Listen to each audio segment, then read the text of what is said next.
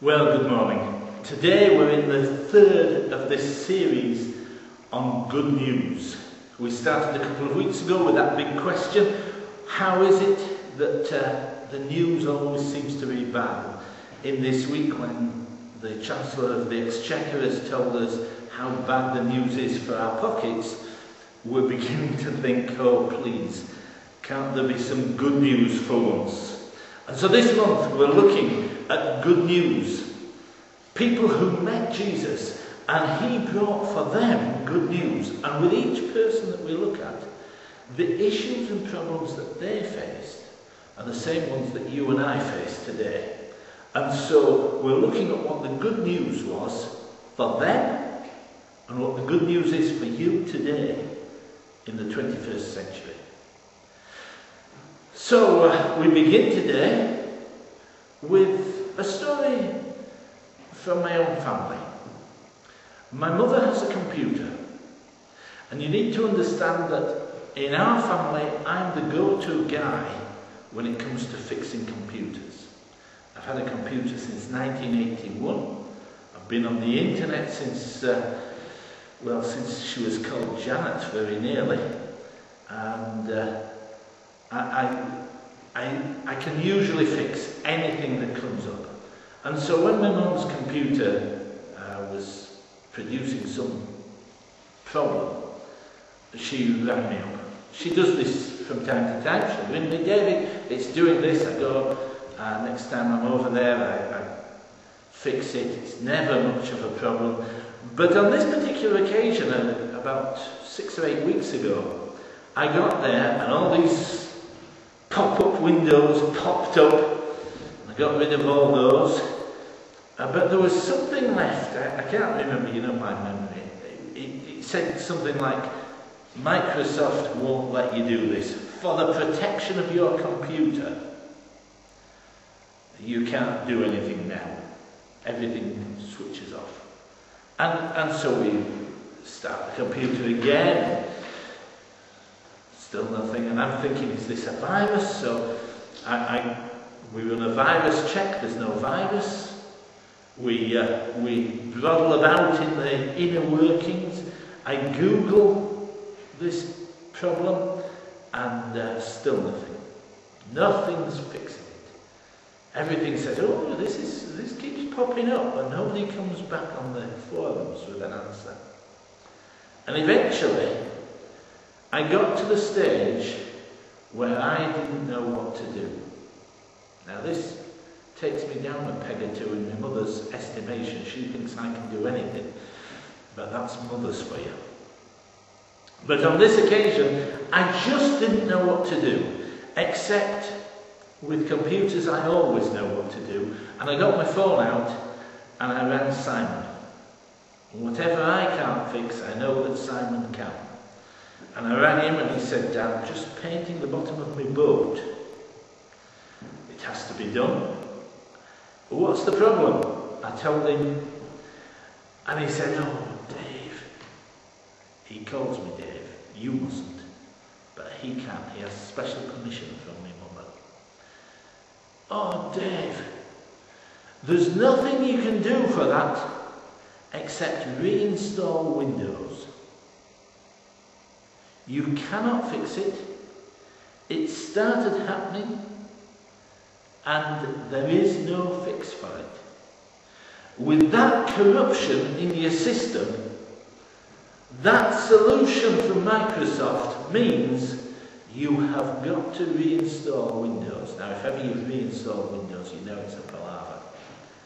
But it's the only answer to get your computer back to functioning properly. And my mum's computer needed Windows reinstalling. And on Simon's say-so, I took her computer home and I reinstalled Windows and reinstalled all the programs that she has and tried to put back all the files that she had. And now her computer works like a dream. I thought you'd be pleased to know that. And doubtless she'll be watching this sermon on the internet in the next week or two. Nicodemus comes to see Jesus. And Nicodemus has a problem that he's tried to fix. He has spent his whole life trying to fix his life. And he comes to Jesus and says, Jesus, I've reached the end of what I know. I need help. And I believe you're the person who can help me to have life as it's meant to be.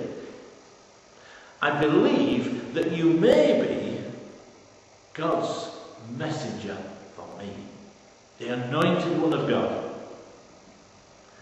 I know you're a great teacher. Now you see, what you need to understand about this man Nicodemus, he comes to see Jesus. He is not any ordinary man. He is probably one of the most religious people you could ever imagine. He's tried religion. If anybody had tried religion, Nicodemus had tried religion. He was a Pharisee. Now, there were only 6,000 Pharisees in Israel in the time of Jesus. They were very, very religious. They were so careful to try and obey God's law and try and please God that they would count how many leaves came on their parsley bush. I don't know if you've ever tried counting the leaves on your parsley bush, but if you grow a bit of parsley, they would count the leaves on it. And then they would divide the number by 10, and they would pluck off that many leaves and take them to the temple as an offering to God. Because it says in the Bible that the tenth of all you have, you give to God. So they would count the parsley and give it to God. They were very strict. They would try to be so religious and keep every law. But Nicodemus had been trying to do this, and he knew it wasn't getting him anywhere. He wasn't living the full, sensible life that he knew God had intended him to live. But Nicodemus had some other fixes for his life. He tried to fix his life with education. Education. Education. He was one of the cleverest people, one of the most educated people in his world. In that nation, there was hardly anybody as clever or educated as Nicodemus. He had read and taught himself and sat under tutors until he himself was the equivalent of a professor at the university. He was not just the equivalent of a professor at any university, though. It was like he was at Oxbridge as a professor. You know, the very cleverest, teaching the very cleverest. Not only that, he'd got the best education money could buy, but he'd also tried power and influence. You know, sometimes you think, if only I had more influence, if only I had more power. And he'd become one of the most powerful people in Israel in his day. He was on the Sanhedrin. That was, if you like, he's a member of parliament, but without the expenses ticket. And he's wealthy. He's comfortably off, to say the least. He's one of the richest men in his nation. He's fixed it as far as education, as far as power, as far as religion, and as far as wealth is concerned. And you'd look at him and you'd think, this man has got it made.